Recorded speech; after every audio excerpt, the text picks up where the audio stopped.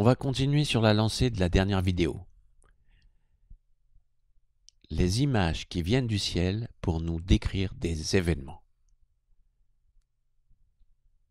Je répète que sur toutes les publications astrologiques qui se comptent par centaines, aucun astrologue ne parle de ça. Car il ne faut pas hésiter à le dénoncer. Il n'y a plus aucune école de véritable astrologie traditionnelle. Ça n'existe plus. Je n'en connais pas. Même en France, je n'en connais pas.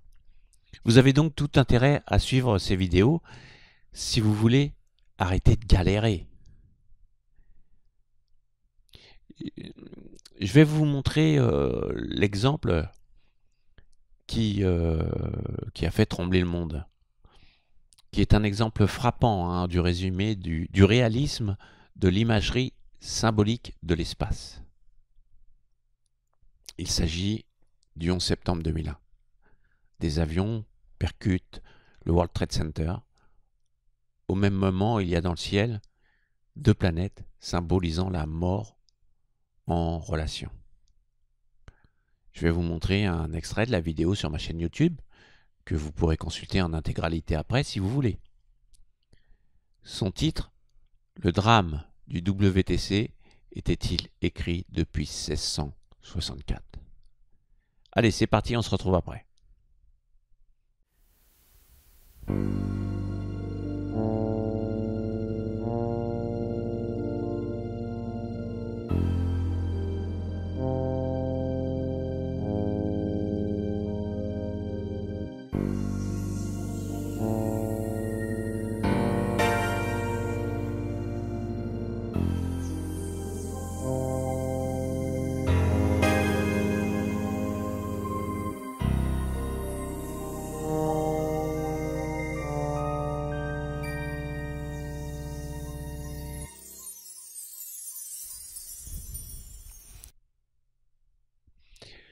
Voilà, retour à la vidéo.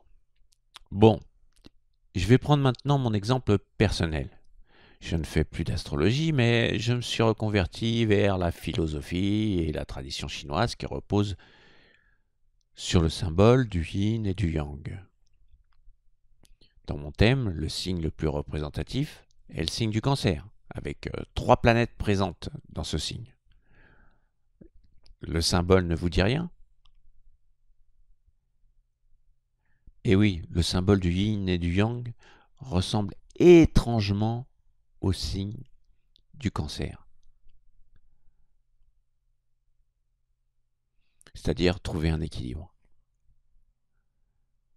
Vous voulez un exercice? Prenez votre thème et amusez-vous à combiner 2 signes sur un aspect de votre thème, ou un signe bien présent dans votre thème, comme le mien avec les 3 planètes. Essayez de l'associer à un événement très important dans votre vie, ou une passion, à la forme de votre maison, ou quoi que ce soit d'autre. C'est un exercice pour retrouver le cerveau d'un véritable astrologue d'il y a 2500 ans. C'est-à-dire qui fonctionne avec des images, le véritable reflet du ciel et de la terre. Cette perte d'habitude commence avec l'invention de l'alphabet phénicien, inventé il y a 3000 ans, qui est l'ancêtre de presque tous les systèmes alphabétiques du monde. Avant, on était plutôt dans le graphisme qui a commencé par les hommes préhistoriques dans les cavernes, qui représentaient les astres gravés dans leurs grottes. Donc, avec l'apparition de l'alphabet, on a commencé plutôt à se servir de l'hémisphère gauche du cerveau, qui est notre outil analytique. On analyse par de la logique. B et A, ça fait bas.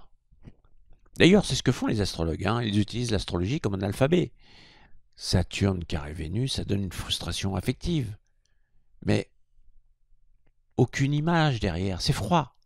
C'est comme une phrase dans un livre. Il n'y a aucune histoire à raconter. Alors qu'avant l'apparition de l'alphabet, le cerveau droit était beaucoup plus sollicité, celui de l'intuition, de l'imaginaire, de l'imagerie. Et on sait très bien que la façon dont nous concevons le monde vient de notre langage et de la façon de nous exprimer. Une seule langue est restée telle qu'elle avant l'apparition de l'alphabet. Il s'agit des idéogrammes chinois. C'est la seule langue à être restée identique. L'avantage d'un alphabet est qu'il suffit d'apprendre par cœur l'alphabet, de connaître des règles, et hop, on peut comprendre.